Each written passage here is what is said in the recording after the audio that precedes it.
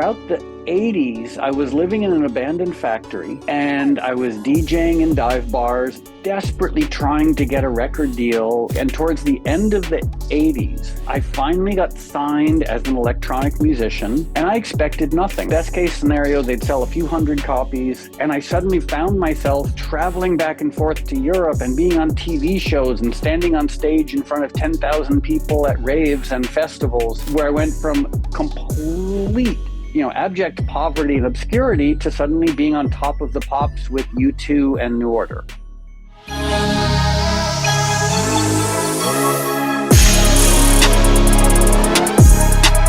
What up, it's Mr. X to the Z Exhibit. What's up, guys? It's Andy Frisella. This is your boy Foul Monk. This is Ryan Serhant. This is Shingy. Hi, it's Patrick Benjamin. Sonia Servitani. This is Director X. Hey everybody, I'm Forbes Riley. Yo, this is Goldie. This is Amberly Lago. This is Chris Voss. Michael Francis here. Yo, this is Charlie Tuna. Hey, what's up? It's Billy G. And you're listening to The Run GpG podcast. Well, I'm going to go hang out and listen to David's next podcast from The Run GpG. You might hear something you like.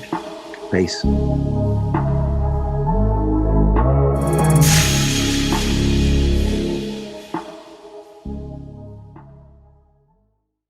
Originally from Harlem, Richard Melville Hall, better known as Moby, is a multifaceted artist renowned for his electronic and dance music career. His journey began in classical music and music theory at a very early age before emerging musically during the 80s punk scene in New York City. Moby eventually made a significant impact on the electronic music scene with his 1991 single Go and the critically acclaimed album Play, which Rolling Stone magazine lists is one of the best albums of all time. Beyond his successful music career, he's also a prolific producer and remixer for a diverse range of artists. Moby's various interests have also led him to establish the Always Centered at Night record label, along with film and TV production. He's also a fellow podcaster as host of Moby Pod. As an outspoken animal rights advocate and vegan, Moby has also become known for his philanthropic work with organizations like the Humane Society and the ACLU. He's also recently released a new documentary entitled Punk Rock Vegan Movie, which is currently winning awards on the film festival circuit. Moby's holistic artistry encompasses music, advocacy, and creative ventures across various media. Richard, Moby, it's an honor. Welcome to the Run GpG podcast. Hi, thank you for having me. Yeah. As I was telling you, I was excited to have you on, and I was looking forward to this interview for a lot of reasons. My first electronic music album was a self-titled Moby from 1992. I remember it well. I remember exactly where I was and what I was doing. And I think of that time as kind of a golden age, a coming of age of electronic music. And of course, the rave scene at that time in the early 90s. I think you were probably one of the first more well-known electronic music artists, maybe commercially successful at that time. And you had a pretty interesting background, where you came from and what your path that led you to where you are now. I think it would be great for our listeners to hear or have you talk about your roots as an artist. Can you tell us what those early days were like and what influenced and shaped your path as an artist and creative growing up in New York City and I think Connecticut in the 70s and 80s? Yeah, sure. So in about 1975, going way, way, way, way back, I started studying music theory when I was 9 years old or 10 years old, and I started playing classical guitar and I played jazz guitar, and I was sort of being groomed to be a virtuoso guitarist, like to be, I don't know, like a Larry Carlton or someone who was like Django Reinhardt, someone who was known as like this virtuoso guitar player. And I had a teacher named Chris Rizzola, and he gave me this really idiosyncratic but broad education regarding not just music, but music theory. Like one day we would be deconstructing a Bach cantata, then we'd be playing a Jimi Hendrix song, and then we'd be studying weather report and looking at all these different scales like Mixolydian and Phrygian and Lydian. And then I broke his heart because when I was 13 years old, I heard The Clash on the radio and I fell in love with it because he hated punk rock. My teacher hated punk rock. He hated anything simple. And I found myself falling in love with really simple music, whether it was folk music or old blues or beginning roots of hip hop and electronic music and punk rock. And eventually I stopped studying music theory. Luckily, I still have that background, and started playing in punk rock bands and started DJing. And I was playing a lot of early hip hop. And throughout the 80s, I was living in an abandoned factory and I was DJing in dive bars, desperately trying to get a record deal. But I also was making a lot of electronic music. And towards the end of the 80s, I finally got signed as an electronic musician, and I expected nothing. I thought I would put out a couple of singles. Best case scenario, they'd sell a few hundred copies, and I would go back, maybe get my PhD in philosophy and become a professor. Like that was sort of my life path in the late 80s as I was envisioning it. And then, weirdly, the second single I released was called Go, and it became a top 10 record throughout Europe and in different parts of the world, not necessarily in the United States. And I suddenly found myself traveling back and forth to Europe and being on TV shows and standing on stage in front of 10,000 people at raves and festivals. So that was such a huge, baffling turning point where I went from complete, abject poverty and obscurity to suddenly being on top of the pops with U2 and New Order. What an interesting time, and what a path. I find a lot of artists that come from that, there's such a diverse background, from the classical music to punk to blues, there's so many different varieties, and you end up on a path that you didn't expect, right? During the 80s, and when you said you signed originally, electronic music was in its infancy, right? So can you describe the electronic music landscape at that time, particularly in New York City? Well, one thing that happened that was so interesting, and I'm going to try and truncate myself a little bit because I could, as an old person, I could ramble on way too long about this. But going back 100 years, electronic music had been academic. Like if we're talking like the 1920s, 1930s, electronic music, or even 1940s, 1950s, there were like 10 people on the planet making electronic music at Princeton, at Oxford, at other universities. And you see pictures of electronic musicians back then, and they wore suits and ties and white lab coats. And then in the late 60s, Bob Moog in particular, who started Moog synthesizers, the purists will say Moog, but I'll say Moog, he invented a reasonably priced synthesizer with a keyboard on it. And all of a sudden, electronic music became egalitarian. Suddenly it was like disco performers, soul performers, rock performers. Suddenly everyone was using electronic elements in their songs. And throughout the 70s into the 80s, electronic music was becoming more egalitarian, but it was still very expensive and complicated.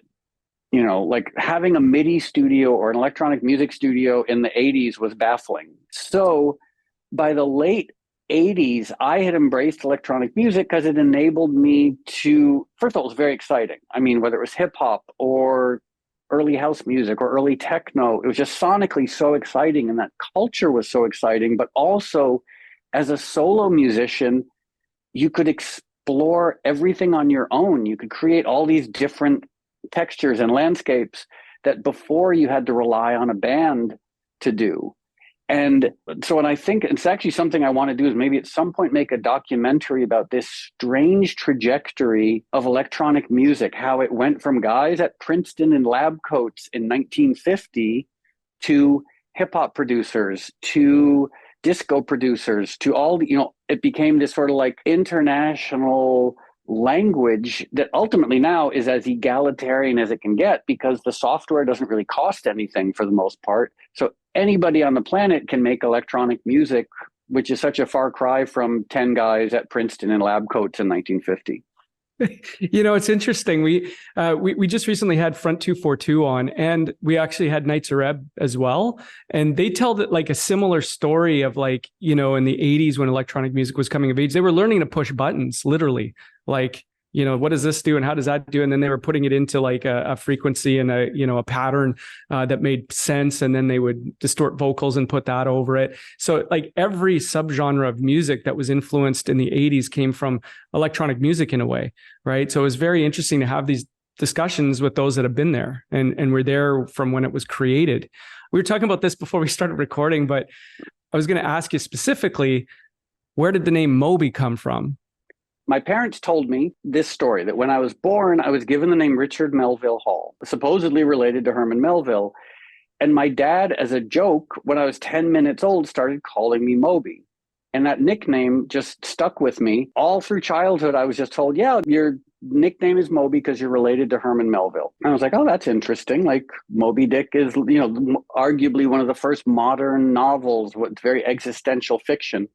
And a genealogy, I think, I'm not 100% sure, but I think a genealogy podcast recently tried to, I don't know, I didn't listen to it and I don't know much about it, but apparently they dedicated a lot of episodes debunking the fact that I might not have been related to Herman Melville as a sort of gotcha. Maybe they were doing it benignly. I don't know, but I had someone approach me recently like this was a big scandal. And I'm like, well, my parents told me I was related to Herman Melville. And if that's not the case, okay, who cares? Yeah, so there's a good chance that I'm not related to Herman Melville. And I guess I'm flattered that some genealogists would take that much time to look at my genealogy. So kudos to them for breaking the story of the century. I was going to say, man, we're really looking for content if that's the dedication of a show. Like, who cares?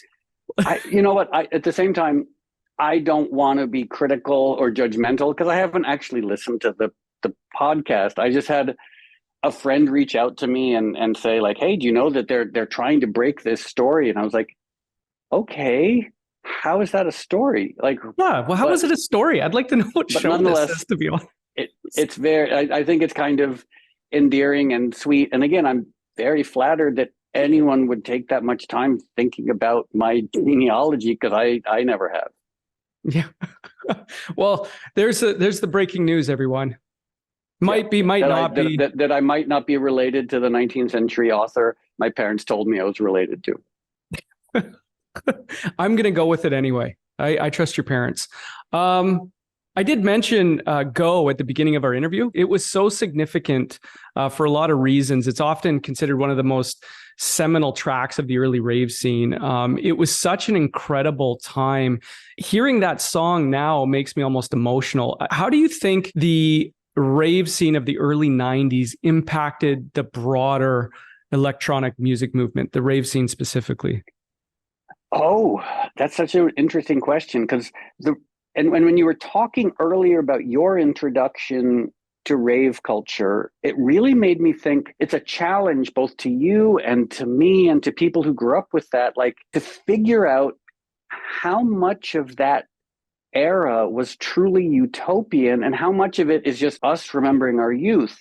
Because there's always that danger to say like, oh, well, what we grew up with was better. And I don't know if it was better, but the truth is the 90s were optimistic.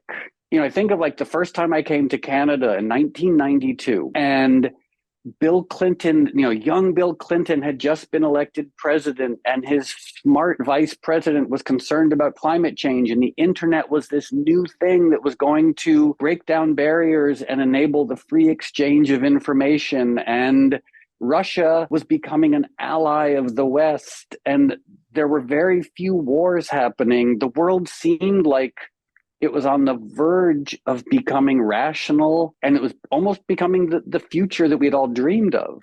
And I really think the rave scene at that point completely reflected that. It was new, the technology was new, the clothes were new, the drugs were new, the music was new, everything about it. It was certainly inspired by stuff that had come before, disco, earlier electronic music, but it was this new technological music movement. And you think of like just how innocent it was. And someone might say, well, how innocent could it be? People were doing drugs. It's like, yeah, but they were taking MDMA, which had been legal 2 years before that. So I guess there's that danger of glorifying the optimism of a past that we lived through. But I compare that to today, and I don't want to be a bummer, but like, I don't know where kids today find their optimism. Yeah. Yeah. You know, like, I mean, they're looking at like war, pandemics, climate change, deforestation, microplastics, antibiotic resistance, on and on again, all these like multiple apocalypses. And back then, we didn't know that things were going to get bad. We just assumed there was this trajectory of history and that finally things were going to become rational and benign. I mean, boy, just think of how naive we were to think that the internet was going to be a force for like honesty and good. Yeah, it's funny, you know, hearing you describe it. I do remember it as utopian. It was peace and love. It was a loving atmosphere in a lot of ways, you know, regardless of what. And part of it, I'm sorry to interrupt, but part of it was a function of us being young. Mm-hmm. And part of it was just this feeling of like, oh, we're creating this ourselves. Like, we're not relying on big corporations. We're not just reinventing things that have come before. Like, we're making something new. But so was everybody. You know, politics felt new, technology felt new, everything felt like it was this new invention that we were all sort of collectively working on and moving things towards a better future. And again, not to be a bummer, but it didn't really work out that way. No, it didn't. I remember it fondly with nostalgia. I do have a question about ambient music in a minute here, but here's an interesting question. Can you recall your greatest dance music experience from that time, or maybe the most memorable moment that you can think of from that era? Yeah. And, you know, it's funny, you mentioned Nitzer Ebb and Front 242, and it immediately made me think of like, this is going back a little bit to the mid 80s. The first time I heard that song Murderous by Nitzer Ebb, I was like, oh my God, what? Because it was like, it was essentially, it's a techno record with them yelling on top of it. And this was before techno had been invented. When you talk to a lot of the original techno guys like Derek May, Juan Atkins, they all loved Nitzer Ebb. You know, like Nitzer Ebb were such an influential industrial band because they were really making techno before techno had been invented. And Front 242, I actually Headhunter just came up on my Spotify shuffle. And I was reminded, like, what a cool song. Like, I remember, you know, dancing to that, you know, new wave nightclubs in the late 80s. And it just was like, again, felt so like it was dystopian, but it was sort of optimistic dystopian. The thing that comes to mind when you ask about like one moment from that early scene is 1992. It was the summer of 1992. And I was in a new relationship that hadn't gone wrong yet. And an old friend of mine, a guy named Michael Meacham, was throwing his first big rave outside of DC, and it was called Future. And I remember it was this, my girlfriend and I went, and it was this warm, beautiful night. And there were all, you know, everybody from like Scott Henry and all like the Joey Beltram. This is just like who's who of electronic rave musicians from 1992. And the lights were great. And it was just a beautiful night. And it felt, I was like, wow, this is remarkable. Like everybody's hugging, everyone's throwing their hands in the air to Rosala's Everybody's Free. It was just so perfect and idyllic. That to me was like the pinnacle of rave culture, was that specific night.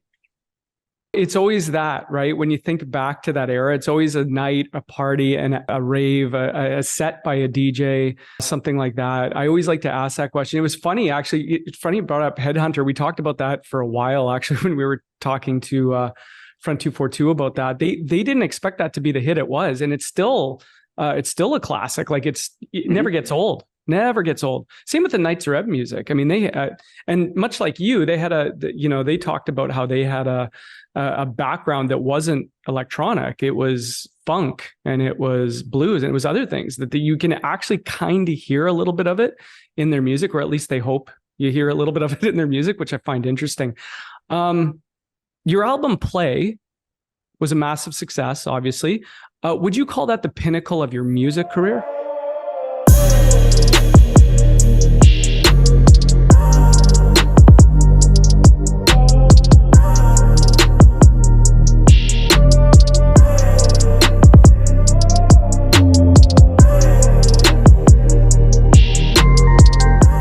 Your album Play was a massive success, obviously. Would you call that the pinnacle of your music career? No, I think of it as an accident. In the late 90s, I was bottoming out as an alcoholic and a drug addict. My mom had died of cancer. I was battling mental illness. I was going broke. I had lost my record deal. Like, things were really bad. And I had already in the late 90s become kind of a has-been. The first time I played an old school rave tent was 1995.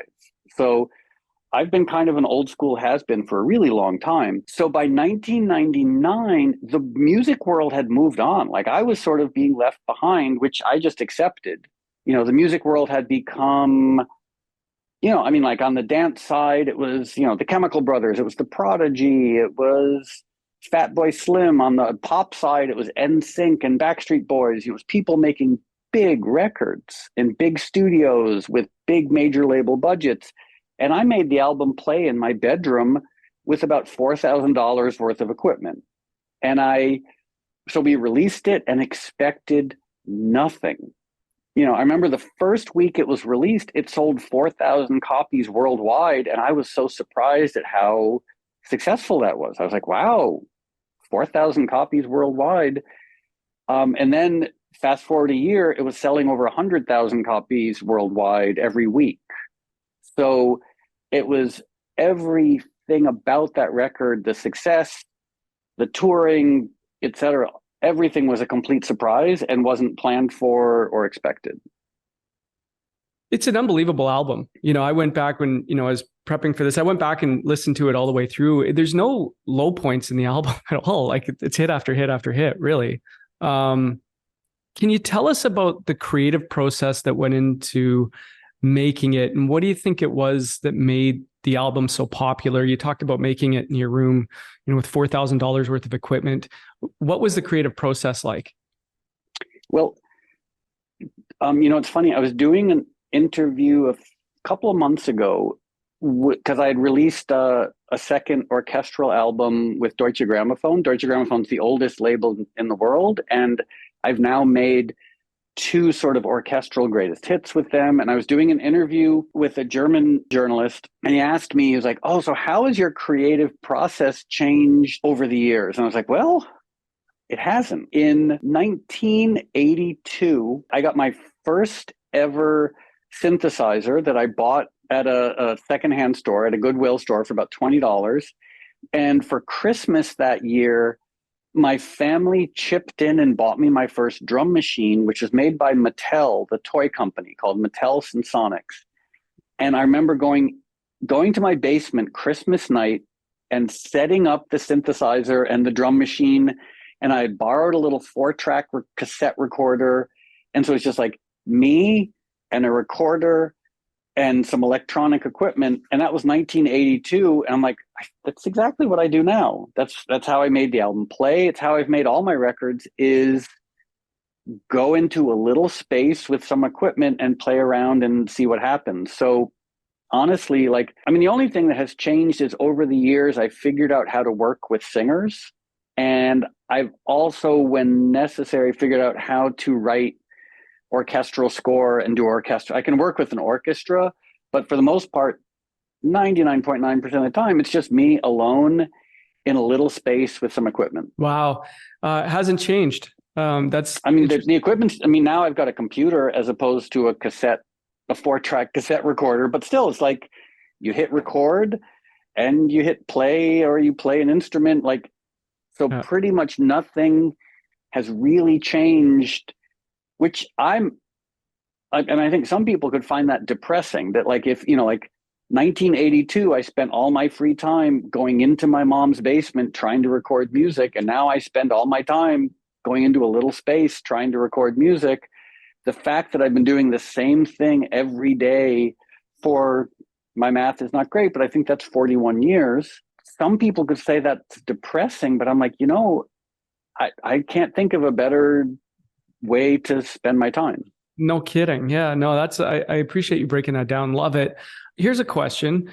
Can you share your thoughts on the current state of electronic music and maybe how it compares to the infancy stages of the late 80s, early 90s. The reason why I ask is like, I hear some of the stuff that's being played, the after hours parties and whatnot. Rave scene made a little bit of a comeback there, but the music sounds very similar to what we were playing in the 90s. Oh yeah, like, you're absolutely right. It hasn't changed much. It's funny because the way in which the music is produced has changed a lot. Meaning in the late 80s into the early 90s, to make a house record or a techno record, you needed drum machines and synthesizers and analog mixers and analog effects and digital effects and MIDI cables and DIN sync cables and some sort of sequencer. And you needed to figure out how to get everything to talk to everything else. Like you had to like figure out how to convert MIDI to DIN sync, and you had to go to Radio Shack constantly to get all these converter cables. And now it's an app. Yeah. Or it's a piece of software. And I don't say that as a criticism. I'm just saying it's funny because the music sounds almost identical today to a lot of what was being made 30 years ago or 20 years ago or whenever. And which is so interesting because the way in which it's produced has changed completely. But it sounds, to your point, it sounds very similar. You know, like house music and techno are very similar today to what they were 30 years ago. And I find that to be really encouraging, and especially the global egalitarian nature of electronic music. It's the only genre of music that is not impaired by language. And what I mean by that is, like, if you're a singer in South Korea and you are a huge pop singer in South Korea singing in Korean, your language will prevent you, unless you're that Gangnam Style guy, like, or BTS. Like, for the most part, you are prevented from having a career anywhere else. Whereas the majority of electronic musicians, I don't know where they're from. You hear names and you're like, well, are they from Australia? Are they from Scandinavia? Are they from South Africa? Are they from South Korea? Like, and I love that sort of the democratic, egalitarian nature of electronic music. Like, there are no barriers to entry. There's nothing preventing anyone on the planet, apart from electricity and access to an app. So I guess I don't want to be privileged, because I'm sure there are a lot of people, in the global South who are economically disadvantaged, who might not have access to the technology, even though it doesn't cost much. But anyone with a phone can essentially make good sounding electronic music, and can go from being completely obscure to being a household name. I think of like Martin Garrix. Do you know the producer Martin Garrix? No. Oh, he had a huge song about, I guess, 10 years ago called Animals. And he was a 17-year-old kid, and it was one of the first things he ever released. And his dad had to go with him to performances because he was too young to get in anywhere. And I don't think he really spoke English very well. He just released this track, and I think now probably has close to like 10 billion plays cumulatively. So those sort of stories of like someone coming, a 17-year-old kid in his bedroom, 2 seconds later is a household name in the world of electronic music. Yeah, it's very, very well put. I love your breakdown there. I do know the song Animals. I didn't know his name, but I do know that. That's the other, the wonderful thing about electronic music is that anonymity. Yeah. It takes a long time. Like, people will ask me like, oh, what artists do you like? And I was like, I don't know. Everybody uses different names. There's something refreshing about a genre. And I say this as someone with obviously a challenged name at this point, but like the fact that so many producers in the world of electronic music are comfortable being anonymous.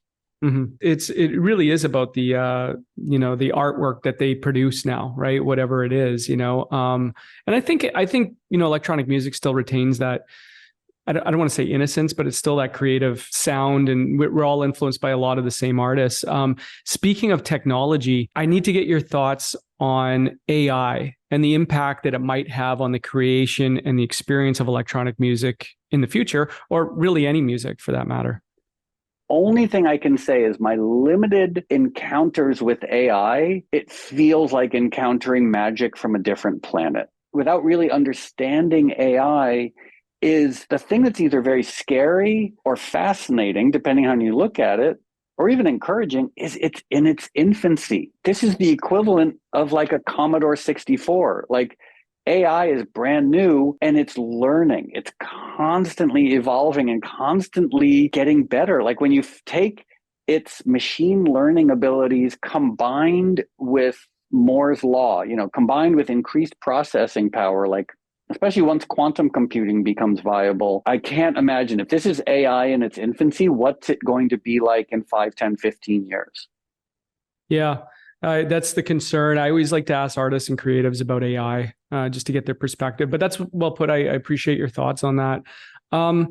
I do want to ask you about your personal life a little bit, if that's okay with you. You've been pretty open about your experiences and your personal life from that time, that era. You wrote about it in your autobiography, Porcelain, right? Which goes into more detail about, the evolution of your music, gives insight and perspective on the industry and the cultural landscape, as we've been talking about, of that time. But you also talk about some heavy stuff, like your struggles with addiction. You're pretty candid about it. For our listeners, what led to the addiction and excesses at that time? Because I know it was a pretty intense party scene, but you also came from a pretty clean background as well, right? Yeah, I mean, I was a straight edge punk rocker for a little while. Straight edge being obviously like, rejecting drugs and alcohol, which is ironic because later I did the opposite of rejecting drugs and alcohol. And again, I don't know if this is going to be relevant or interesting to anyone other than me, but that question of like, from where does the behavior arise? And maybe this is overly blunt or glib, but I deconstruct it where there's a hereditary utility, and I'm really trying to self-edit a little bit, but like when you think of almost on an atavistic level, the role of dopamine and serotonin and reward neurotransmitters. And I understand neurochemistry is incredibly complicated. Like there's no such thing as like a simple linear pathway. But we basically evolved fear, viciousness, and a desire to do anything that will make us feel good, which explains so much. Like we're scared of the world, we're ready to attack the world, and we're ready to grab onto anything that makes us feel good. And then there's a sort of specific, I guess, hereditary component where like certain demographics are more inclined towards other types of, responses to external stimuli. And what I mean by that is like half my family are white Anglo-Saxon Protestant and the other half are Ashkenazi Jews, which makes for wonderful family gatherings. So what's interesting is the WASPs in my family, me included, are all alcoholics. The Ashkenazi Jews in my family all have problems with opiates. No intersection. Like the Ashkenazi Jews in my family can drink, no problem, and the WASPs in my family can do opiates, no problem. So clearly there is, congenital hereditary aspect, but ultimately it's our brains for the longest time learned a lesson, which is if it makes us feel good, we should probably have more of it, which was fatty food, which was sex, which was who knows what, because for the longest time, it served us and other species well. The problem with modern life is those reward pathways have gotten completely out of control, and we're no longer like our addiction to fatty food, for example, is clearly destroying us. Our addiction to reward and dopamine and serotonin pathways is literally killing us. So for me, I think there's that aspect, there's the congenital hereditary aspect, but also, and I'm sorry for rambling on so much about this, but I've spent way too long trying to sort of deconstruct this, is there is a subtext to, I think, everything that humans do, which sounds overly broad, I know, but the subtext of existentialism, which is that question of how do we in any way pretend to have meaning or significance in a universe that's 15 billion years old. We know that we're alive for a couple of decades and then we die. We have no idea what happens. We don't know what happens to our relationships. We don't know what happens to our achievements. We don't know what happens to us. And I think that hanging over our species in particular is that constant dread. And it makes us grab for religion. It makes us grab for wealth, materialism, all these things that seem to purport to answer that existential question. Of course, none of them do, but it makes them all very attractive in the short term. Yeah, those are deep thoughts, right? I think we're becoming more and more aware of life being a short sensory experience, right? So we tend to, like you said, look for those dopamine hits, and the pathways are getting easier, and and we're looking for those things. It's kind of, I think it's good to talk to someone like you who's struggled with it, come through it. Was there a pivotal moment or an experience that made you realize you needed to make a change? Well, this is the funny thing about addiction. It was New Year's Eve, 1992, and I went out to dinner at a vegan restaurant, because I'm a vegan, with some friends, because I was headed to Roseland Ballroom, where I was opening up for Big Audio Dynamite. So I was like, wow, I'm going to open up for Big Audio Dynamite. This is so exciting. So we went to this place called Zen Palette, which I love, and I ordered a bunch of food, and I'd never had purple Japanese eggplant. And so we ordered purple Japanese eggplant, and it tasted a little bit off. And when I was on stage that night, I was like, oh, that purple Japanese eggplant is not agreeing with me. And it didn't affect my performance per se, but it was unpleasant having some gastrointestinal distress on New Year's Eve while opening up for Big Audio Dynamite. The point being, I never ate purple Japanese eggplant again because I had that one bad experience. So the funny thing with addiction is I had a few thousand disastrous, terrible experiences, way worse than eating a purple Japanese eggplant, that for a rational person would have led them to never drink or do drugs again. But I just kept going back to it because I was an addict. Yeah. So there was no pivotal moment. I mean, finally, obviously, because I got sober about 15 years ago, the last time I drank wasn't even that dramatic. It was just gross. It was, and the morning after, I'd done a lot of drugs. I'd been drinking. I was on the train coming back from upstate New York. And I was just like, I couldn't think straight. I couldn't read. I was sort of physically in pain. And it wasn't a unique experience. That's how I felt every morning. And then to sort of paraphrase the guys from Aerosmith, like, I just realized, like, oh, I'm truly sick and tired of being truly sick and tired. Mm-hmm. Yeah. And so that was like October 2008. So that was the last time I drank or did drugs. Wow. So you've been sober now for how many years is that? That's almost 15. Yeah. 15 years. Congratulations. Well done. And since then, you've been putting a lot of time into your work as an animal rights activist and vegan, right? Can you share with our audience just your personal journey towards becoming a vegan? Because you weren't always a vegan, I don't think. Like, what inspired you to make that lifestyle change, and how has it impacted your life since? Yeah, I mean, the only person I know who's been vegan since birth is Joaquin Phoenix. And in my case, I grew up with the weird paradox, and it only becomes paradoxical when you take a step back and look at it.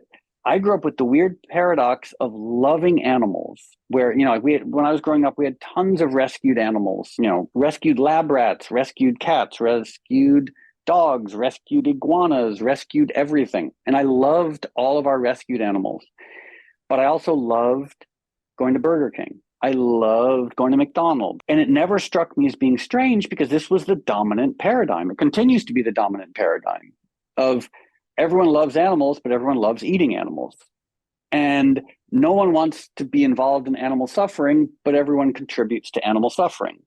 It's such a bizarre paradox. And when I was 19, I was playing with a rescued cat that we had named Tucker.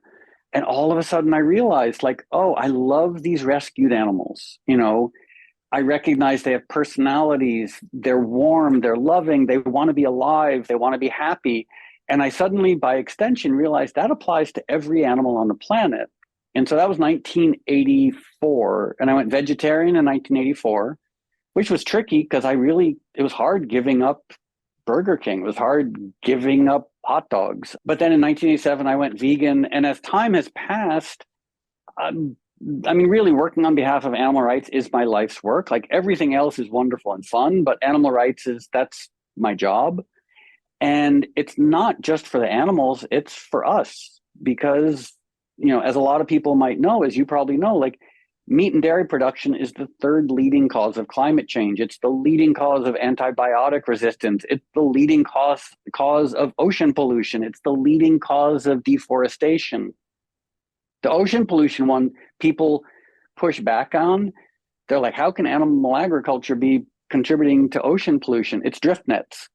You know, when people use these giant drift nets, when they're done, they cut them off. So the majority of plastic in the ocean actually comes from fishing. Long-winded way of saying I'm an animal rights activist and a vegan for the animals, but equally for us, because there's no other industry that's destroying humanity more than meat and dairy production. Facts. No, it's very well put. Anyways, I was really looking forward to asking you about that.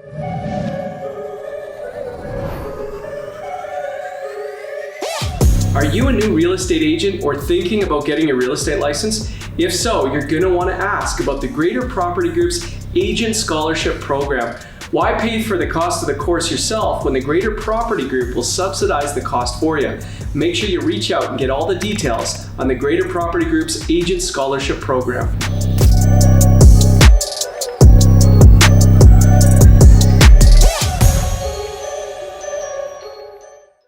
Congratulations on the success of Punk Rock Vegan Movie. What's it about and why is it resonating with audiences? Well, so I've been trying to figure out how to use my limited resources to advance the issue of animal rights, to move the needle away from the current system. And I realized a few years ago, there was this really fascinating history that very few people were aware of, which is the history of punk rock and animal rights, that a lot of the modern animal rights movement comes from the world of punk rock, because people tend to think of punk rock as being nihilism or hedonism. And the truth is, a lot of the legendary iconic punk rock artists of the 70s, 80s, into the 90s were very principled and vegan and animal rights activists. So for the movie, we went around and talked to everybody from, the guys from the Bad Brains, all sorts of iconic punk rock artists, even more recent people like Rise Against and even Fall Out Boy, like talking to all these people about their journey to developing, awareness regarding animal rights and veganism and presenting it. And what I love about the movie, and I say this self-involvedly, but I love the contrast, because we'll be interviewing, John Joseph from the Cro-Mags, or my friend Derek from Sepultura, and these incredibly thoughtful, incredibly soft-spoken, principled people, but then you cut to them on stage and they're behemoths, they're screaming at the top of their lungs, stage diving,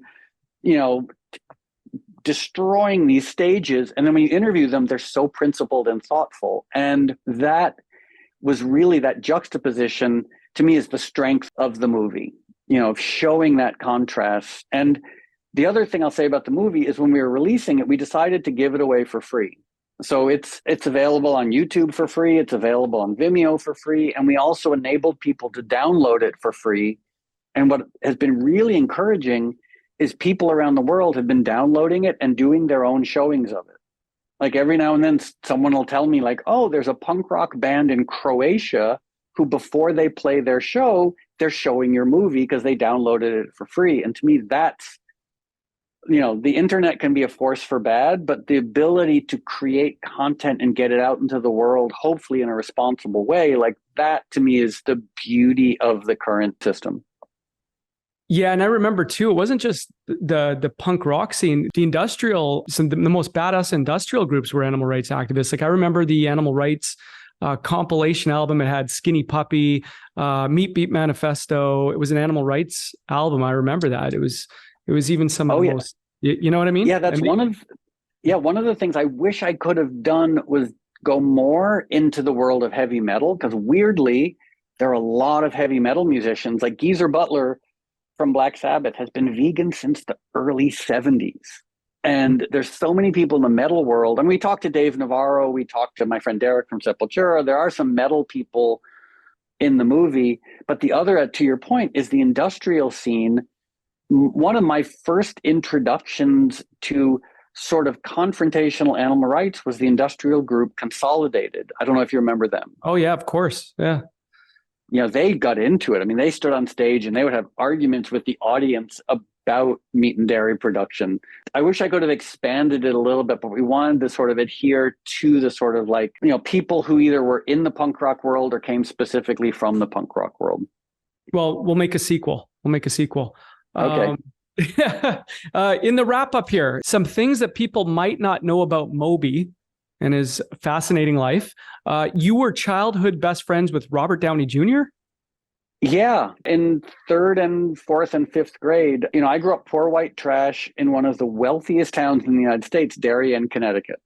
And Darien has also produced a surprising number of public figures. It's a town of 15,000 people, and it's, Robert Downey Jr. and Gus Van Sant and Topher Grace and Steve-O and Chloe Sevigny, all these weird public figures from this tiny little affluent town. And when I was growing up, my mom and I were on food stamps and welfare, and my mom loved smoking weed.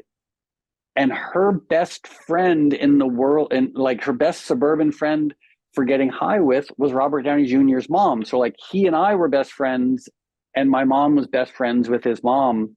And I saw him recently. I hadn't seen him for a while. And it was kind of nice because we just sort of like picked up. It was very sweet. We were like the same rapport we had when we were in 4th grade, fast forward 50 years. Very interesting. Here's one. You once danced with Prince at a basement dance party. Yeah, what's funny, because I wasn't dancing with Prince. He had no idea who I was. But I was at a club called Nell's. And you were talking earlier about that memory, like when you hear a genre for the first time, when you hear music, when you hear like those memories. And I remembered the first time I heard house music was actually dancing next to Prince in the basement of this club, Nell's. I'd bought some house music records, but I'd never heard it in a nightclub.